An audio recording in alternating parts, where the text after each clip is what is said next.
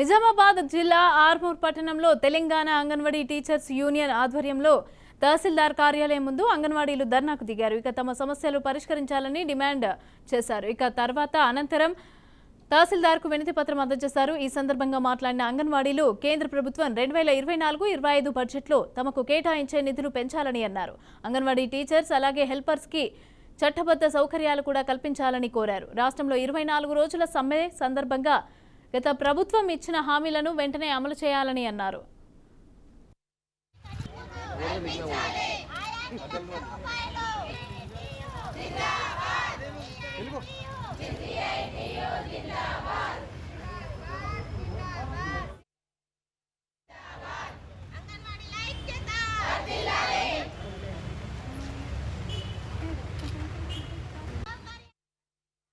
డిమాండ్స్లో భాగంగా ఈరోజు మేము ఈ డిమాండ్స్ డే నిర్వహించడం జరిగింది. ఇది రాష్ట్రం అంతటా నిర్వహిస్తున్నారు.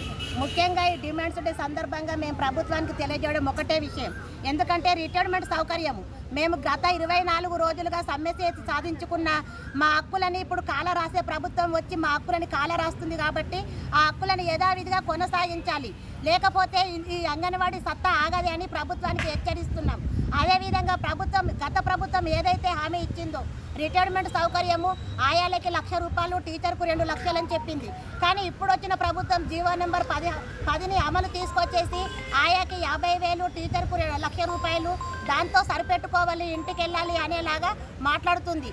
ఆ జీవోని ఎంబడే వెనక్కి తీసుకోవాలి. వేరే కొత్త జీవోని ఇస్తేనే మా వాళ్ళు తీసుకోవడానికి సిద్ధంగా ఉన్నారు.